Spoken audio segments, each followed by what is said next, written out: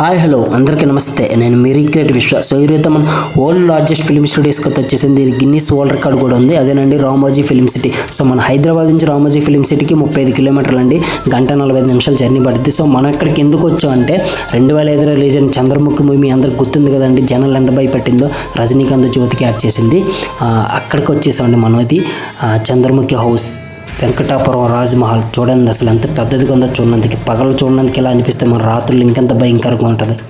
ఇది వచ్చేసి చూడండి, ఆ స్తంభాలు ఎంత పెద్దగా ఉన్నాయో అసలు. ఆ మెట్లు, ఇది ఒక ఎంట్రన్స్, అటుపక్క వేరే ఎంట్రన్స్ ఉంది మనకి. సో నేను ప్యాలెస్ బయట అంతా చూపిస్తాను. ఫస్ట్ చూడండి అసలు కాంపౌండ్ వాల్ అసలు ఎంత పెద్దదిగా ఉంది. అసలు ఆ ఫౌంటైన్ చూడండి అసలు ఎంత బాగుందో, దాని డిజైనింగ్ అది. ఇది వచ్చేసి మనకి ప్యాలెస్ బ్యాక్ సైడ్ అనమాట.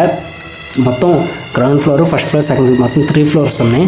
సో నేను లోపడే ఉందో మొత్తం చెప్తాను అనమాట. ఇప్పుడు మన చంద్రముఖి సినిమాకి యూజ్ చేసిన ప్రాపర్టీస్ అన్నీ తీసుకువెళ్ళి ఏం చేశారంటే రామోజీ ఫిల్మ్ సిటీ వాళ్ళు చంద్రముఖి దర్బార్ని బట్టి సపరేట్గా దాన్ని కట్టి, లోపల ఎలా ఉంటుందో అలాగ అక్కడ కట్టి ఆ ప్రాపర్టీ అన్ని తీసుకెళ్ళి అక్కడ పెట్టారనమాట. సో దీన్ని ఎలా యూజ్ చేస్తున్నారంటే, ఇక్కడ రామోజీ ఫిల్మ్ సిటీలో ఏమన్నా సినిమాలు జరిగితే ఆ సినిమాలకి ఇక్కడి నుంచి 2 ప్రాపర్టీస్ పట్టుకెళ్తారనమాట. సో ఏవైతే ప్రాపర్టీస్ ఉంటాయో ఆ ప్రాపర్టీస్ అన్ని ఇక్కడ స్టోర్ చేయడానికి అలా యూజ్ చేస్తున్నారు దీన్ని. మీకు ఏంటంటే బయట నుంచి వచ్చే ప్రాపర్టీస్ అలౌ చేయరనమాట రామోజీ ఫిల్మ్ సిటీ వాళ్ళు. సో ఇక్కడ నుంచి ప్రాపర్టీ పట్టుకెళ్ళాలి, అందుకే ఆ ప్రాపర్టీస్ అన్ని ఇక్కడ స్టోర్ చేస్తున్నారు. సో మీకు ఈ ప్యాలెస్ నచ్చితే లైక్ చేయండి, షేర్ చేయండి and subscribe to my channel recreate Vishwa. And thanks for watching and bye by.